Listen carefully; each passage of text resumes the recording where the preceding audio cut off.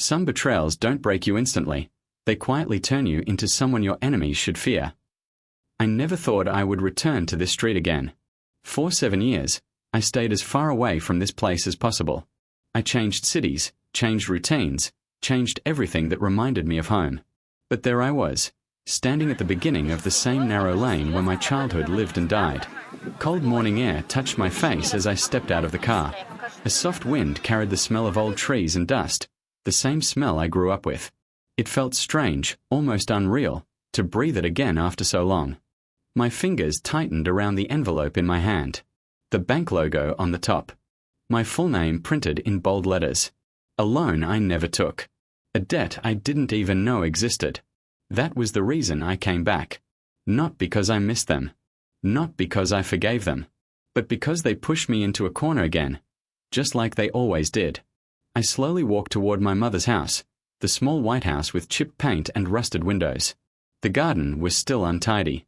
The front gate still squeaked. Nothing had changed on the outside. But something inside me had. I stopped at the doorstep for a moment. My heart beat heavily. Familiar, but unwanted memories crawled back into my mind. Birthdays celebrated here. Fights that echoed through these walls. Nights I cried in this hallway. The day I left, and didn't look back. I took a breath and knocked. The door opened before I could lower my hand. My mother stood there. She looked at me like she couldn't believe her own eyes. Her hair had more grey than black now. Her face had thinner lines, deeper shadows. She was holding a towel as if she had been cleaning the kitchen, but her hands froze mid-air. "Amen, you came." Her voice sounded small, a voice I barely recognized anymore. I forced a small nod. I had to. She held her breath for a moment, as if those 3 words punched her chest. Her eyes shifted down to the envelope in my hand. She knew exactly why I was here. I could see it in the way her shoulders tightened, in how her fingers trembled. Behind her, footsteps appeared. My sister came into view. Sarah. Once, she was my closest friend. My only support in this house. My protector. But the person standing in front of me now didn't feel like my sister at all. Her face was perfectly made up. Her clothes were new, expensive even. She looked well-kept, comfortable, glowing, as if life had been soft and warm to her these past 7 years. She froze when she saw me, her smile dying before it even formed. Her eyes widened, not with joy, but with fear. Or guilt. I couldn't tell. "You're here," she whispered, voice unsteady. I didn't answer. My silence said more than words. The hallway behind them was neat, overly neat. Too clean, too organized. As if they had been preparing for someone important. But I knew they weren't expecting me. They weren't expecting their past to walk up the steps and hit their front door. My mother stepped aside stiffly. "Come inside." I walked in slowly, my footsteps echoing in rooms that once knew my every secret. The living room looked almost untouched. Same old sofa. Same wooden table. Same family pictures on the wall, only now, all of those pictures included everyone except me. As if I never existed. A strange heaviness settled in my chest, but I swallowed it. My mother stood near the dining table, twisting the towel in her hands. Sarah stayed near the door, like she wasn't sure if she should stay or run. None of us spoke for a long moment. It felt like we were all waiting. For someone else to talk first. For someone else to break the silence. For someone else to bring up the truth. I placed the envelope on the table with a soft tap that sounded louder than it should have. My mother's eyes dropped to it immediately. Her face went pale. She blinked slowly, then looked at me with a mix of fear, shame, and something I couldn't name. "Amen. I can explain." I didn't give her an easy path. "You used my name," I said quietly. Sarah sucked in a sharp breath behind me. I didn't turn. I didn't need to. I could feel the panic radiating from her. My mother opened her mouth, closed it, then tried again. We were desperate. We had no choice. Desperate. No choice. The same excuses she used for everything. Even the day she pushed me out of this house. My throat tightened, but I kept my voice steady. A $500,000 loan. Sarah finally stepped forward. Her fingers twisted around her phone like she was holding onto it for strength. I really needed the house. It was the only chance I had. Mom thought. I raised my hand slightly. Not to silence her, just to make her stop lying. You both thought I'd never find out, I said. You thought because I left, I wouldn't care. That I wouldn't come back. My mother looked at me with eyes full of something between regret and self-defense. You disappeared, Armin. You cut ties with us. You never called. You never visited. I felt something sharp twist inside my chest. Do you remember why I left? I asked softly. She looked away. Sarah swallowed hard. The room felt heavier, warmer, smaller. I wasn't here just because of a loan. I wasn't here just because they used my name. I was here because this house held every wound they gave me. And today, those wounds were reopening. I sat down slowly on the old sofa, feeling its rough fabric against my palms. I traced the edges with my thumb, remembering the nights I spent here trying to understand why my own family didn't want me anymore. Sarah walked closer. Her voice trembled. We didn't think you'd ever step back here. I met her eyes.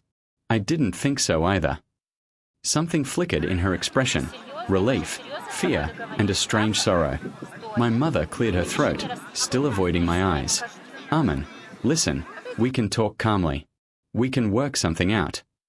Work something out. After 7 years of silence. After stealing my name. After pretending I didn't exist. A small, humorless smile touched my lips. I'm not here to negotiate, I said quietly. I'm here to understand. The room fell silent again. Outside, a soft breeze rustled the old mango tree leaves. Somewhere in the distance, a dog barked. Life went on as if nothing had changed. But inside this house, everything felt like it was cracking, slowly, painfully, and inevitably. Something was very wrong. Something they didn't want me to uncover. And I could feel it stir in the air like a quiet storm waiting to break. I leaned back against the sofa, keeping my eyes on both of them. I left this house with nothing, I said slowly. But today, I came back for the truth. And for the first time, my mother looked truly scared. The living room felt too quiet, too tight, like the walls were listening to every breath we took. The sun peeked through the curtains in thin, faded lines, landing on the table where the bank papers lay, sharp, white, and cold, like a wound that refused to close. My mother sat on the right side of the room, her hands folded in her lap, fingers twisting anxiously. My sister, Sarah, sat across from me, stiff and restless, as if her chair suddenly had thorns. And I sat between them. The one they didn't expect to return. The one they didn't want to face. I leaned forward slightly. Let's talk. My mother swallowed. Armin, we didn't mean for it to happen like this. You didn't mean for what? I asked quietly. The loan, or using my name without telling me. Her lips trembled, but she didn't answer. Sarah looked down her phone, then placed it face down on the table. Her hand shook as she did. We thought, maybe one day you'd come back. Maybe you'd understand. Understand what? My voice rose just slightly. That you took $500,000 under my identity? That you pretended I didn't exist, except when you needed something. Sarah lowered her head like a child caught stealing. I didn't want to do it. Then why did you? She opened her mouth, then closed it again. Her eyes flicked to our mother, just for a second, but the fear in that glance was loud and clear. Something was unspoken. Something only the two of them knew. Something they weren't ready to tell me. I felt a strange heaviness settle in my chest. You both keep saying you left, I said slowly, but none of you ever say why. My mother stiffened. Sarah's breath hitched. They didn't expect that question. I leaned back, letting the silence stretch until it felt unbearable. 7 years is a long time, I murmured. A long time to wonder what I did to deserve being thrown out like I was a stranger. My mother lifted her head, guilt flickering in her eyes. Armin, that night was complicated. You were angry. I was angry. Things were said. You told me I was no longer part of this family, I cut in softly. You slammed the door behind me. Her lips opened, but no words came out. My heart tightened.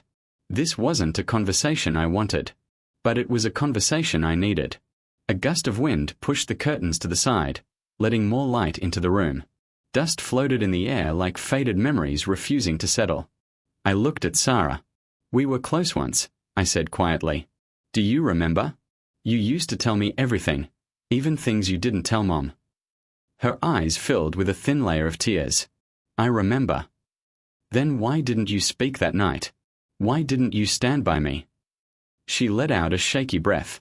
Her voice barely rose above a whisper. "Because I was scared." "Scared of what?" Again, her eyes flicked to our mother. Too fast. Too nervous. Like she was checking if she was allowed to speak. I saw it. And I felt something burning inside me. "What are you hiding?" I asked. My mother straightened suddenly. Too suddenly. "Nothing. Sarah doesn't need to explain anything. The past is the past. Let's talk about the loan." "No," I said firmly. "We are not skipping the past. Everything starts there." Sarah wiped a tear with the back of her hand. 7 years ago. I was in trouble. Big trouble. And I made a mistake." My mother shot her a warning look, but it was too late. The words had already slipped out. I leaned closer, every muscle in me tightening. "What mistake?" Sarah froze. Completely frozen. My mother's jaw clenched. Something was definitely wrong. The silence became a hard, heavy thing between us. I heard the faint tick of the old wall clock. I heard cars passing somewhere in the distance. I even heard the tiny hum of the refrigerator from the kitchen. But I didn't hear the truth. Not yet. I took a slow breath and changed direction. "Fine. Let's talk about what we do know." I tapped the envelope on the table. "This loan," I said, "didn't appear out of nowhere. You signed my name. You used my credit. You built a house for Sarah using my identity." My mother shut her eyes for a moment as if gathering courage. Amen. She needed a home. She was getting married. Her future was at stake. "You weren't here." "And why is that?" I asked again, my voice sharper this time. Why wasn't I here? Why did I disappear? Why did I spend years rebuilding my life alone? Neither of them answered. Neither of them looked at me. My heart burned with anger and sadness, two emotions that had lived inside me for years, silently growing, silently waiting. I stared directly at Sarah. "You promised once that you'd stand by me. You promised that no matter what happened in this house, we'd face it together." Sarah's lips trembled. "I know. I broke that promise." "Why?" She breathed in shakily, like the air around her was too heavy. "I didn't want to lose everything," she whispered. "Mom said if I told the truth, if I admitted what I did, everything would fall apart." My mother's eyes snapped open, sharp, warning, almost fearful. "Sarah." I turned to my mother. Let her speak. But my mother shook her head. "This is unnecessary. What matters now is fixing the situation. The loan." "The loan," I repeated softly, "is just the latest chapter. The problem started long before that." My mother's face hardened. "You left us." "I left," I said quietly, "because you pushed me out." She flinched. Sarah's eyes filled again. The room felt suffocating. I leaned forward, elbows on my knees. "Do either of you know what it felt like? Packing my bag with shaking hands? Leaving this house with no money, no help, no support? Do you know what it felt like to walk away thinking I was the problem? That I was a burden? That I didn't deserve a family?" My voice cracked at the end. I hadn't expected it. I hadn't planned for my own emotions to surface like that. My mother's face softened for a moment, just a moment, but then she pushed the feeling away like she always did. "You're exaggerating," she whispered. I laughed quietly, bitterly. "Am I?" Sarah looked between us, torn. We didn't want to hurt you." "You did hurt me," I said. "And now you've done it again." My mother wiped her palms on her clothes nervously. "We were under pressure," the loan officer said. "The loan officer didn't say use your son's name," I interrupted. "That was your idea." My mother froze. Sarah covered her face for a moment, then looked at me with red eyes. "I didn't want this, I swear. Mom thought you'd never come back. She thought. I thought he owed us this, my mother snapped suddenly. Both Sarah and I turned to her. Her voice shook with frustration, with fear, with something else I couldn't yet understand. You left, she said. You started a new life. You never looked back. We struggled here. You owe your family something. I stared at her, stunned. Oh. I repeated quietly. After everything you took from me, you think I owe you? My mother opened her mouth, but no answer came. A cold, sharp realization settled inside me. This wasn't just about a loan. This wasn't just about money. This was about a truth buried deep beneath 7 years of silence. And whatever they were hiding, whatever they were scared to say, was bigger than I imagined. I sat back slowly, letting the tension fill the room like a storm cloud. Fine, I said softly. If you won't tell me now, the truth will come out soon. Sarah looked at me with wide, frightened eyes. My mother looked away, breathing unevenly. And I felt it clearly. The past wasn't done with us. Something was coming. Something that would break this fragile silence. The room felt heavier than before. The air didn't move. Even the ticking clock seemed slower, as if time itself was waiting for what came next. My mother sat with her hands clenched so tightly her knuckles turned white. Sarah stared at the table, afraid to lift her eyes. And I sat across from them, a calmness spreading through me. Not peace, but the calm that comes right before a storm finally breaks. I slowly pulled out a second envelope from my jacket. This one was thicker.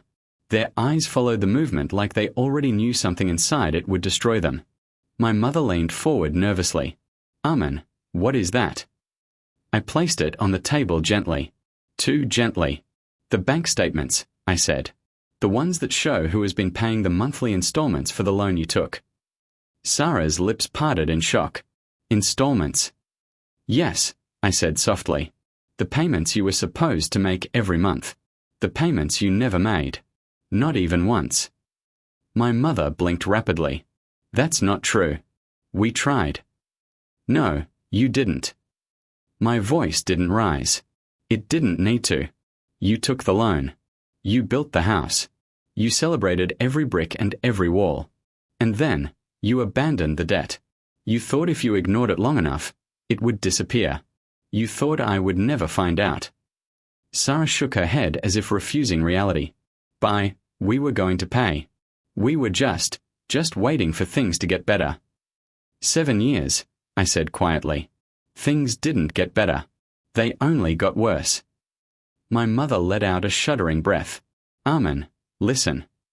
But I wasn't done. I opened the envelope and slid the pages across the table. The papers fluttered slightly, spreading like a cold wind. Each one carried numbers. Overdue notices. Interest increases. Warnings. And every single one had my name printed boldly at the top. My mother covered her face. Sarah looked like she might faint. I waited a moment before speaking again. And now, I said, let's talk about the truth from 7 years ago. Their heads snapped up instantly. Fear, shock, guilt, all painted clearly on their faces. I looked directly at Sarah. You said earlier you made a mistake, that you were in trouble back then. She swallowed hard. I didn't mean. Tell me, I said softly. Tell me what you did. My mother's voice cracked. Amen, please, not this. Yes, I said, my tone steady. This. Sarah's eyes filled with tears again, but this time they didn't fall. They just stayed there, trembling, waiting. I took a loan in your name back then too, she whispered. For a moment, I didn't breathe. It wasn't like I didn't expect it. I did. Somewhere deep inside, I had known for years. But hearing it, aloud, from her lips, it hit harder. My voice came out quiet. How much? Around $30,000, she said, barely audible. I was drowning in debt. I was scared. I forged your signature. Her voice cracked into a sob. I thought I would pay it back. I really did. But then things got worse, and I couldn't. Mom found out, and she panicked. I looked at my mother. You kicked me out to hide it. She didn't deny it. Tears rolled down her cheeks. You were getting suspicious. You asked too many questions. I thought, if you left, you wouldn't find out. I just wanted to protect your sister. I stared at her, disbelief stinging my chest like needles. Protect her? By destroying me? Sarah covered her face with both hands. I'm sorry. I'm so sorry. I raised a hand. She went silent instantly. You ruined my credit once, I said. You destroyed any chance I had of getting a loan or renting a place without struggle. You ruined my future without thinking twice. Sarah sobbed quietly. My mother cried silently. And then, I continued, after all that, you did it again. This time for $500,000. The truth lay between us like a broken mirror, sharp, painful, impossible to ignore. My mother reached for my hand, but I pulled away. Her fingers hovered in the air, trembling.